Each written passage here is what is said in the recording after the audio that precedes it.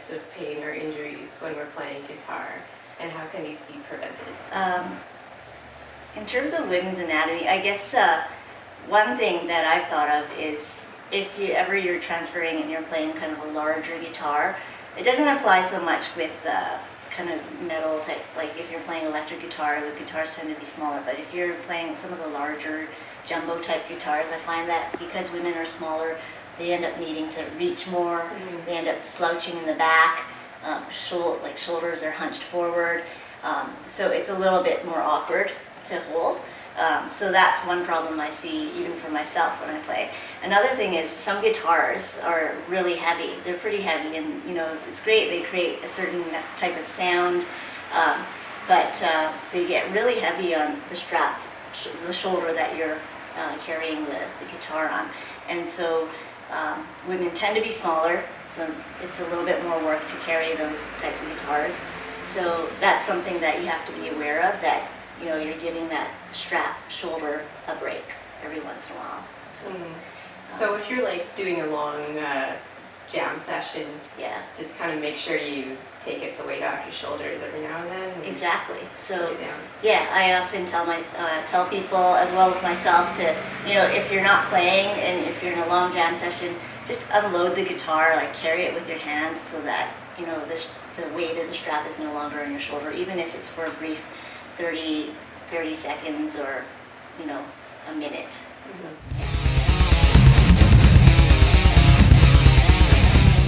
Do you think heavy metal players suffer genre-specific injuries or pain problems because of the technique we have to use that's more specific to metal?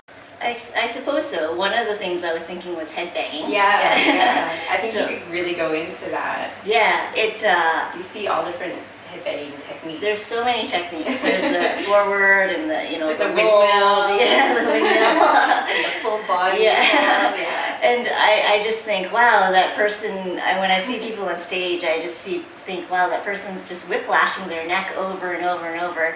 Mind you, it's controlled, but if there's just one extreme movement that's just a little bit further than they can handle, there's a lot of potential for a whiplash injury, which could affect everything in the neck, including all the muscles, your ligaments, the discs, the nerves, and even the joints themselves impacting. So it's possible to give yourself a whiplash injury, which could be on the more serious side with headbanging.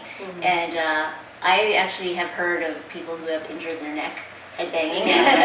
Too bad there's no workers' compensation for metal players. That's unfortunate, isn't it? They should incorporate that. So if you were hell-bent on headbanging, that's something you just can't not do. Could you stretch it out beforehand, or or is there a better technique for headbanging? Well, if you're going to do it, definitely, you alluded to it already, so the warm-up is key. So you want to warm up the whole body, the head and neck and shoulders. Even if you're just going to do a few jumping jacks for 2 minutes straight, just to get your body moving. You can do lots of just different shoulder rolls and neck rotation exercises just to warm up the muscles and get them ready and primed for your headbanging session. In terms of technique, ways to headbang, I can't say I prefer any one. I think it's all not the greatest for the neck to do repeatedly, but if you're going to do it, just go easy and just pay attention to your body. Exactly. Exactly. And if I were gonna break into a headbang, if you're gonna anything you want to say, because there's the lightweight headbang just from up here. You're cringing already. I am cringing already. And then there's kind of the bent over headbang. Any of those worse or better, or? I guess when you're bent over, there's more chance for a neck and back injury, whereas if you're just standing and headbanging, you're probably maybe just going to affect the neck more. I don't know. If you want to do the bending headbang, stagger your stance a bit and pull your stomach in and get your, think like a strong core. Yeah, think strong core, and then do your head banging. That's the only thing I could think of. Yeah, yeah. So good advice.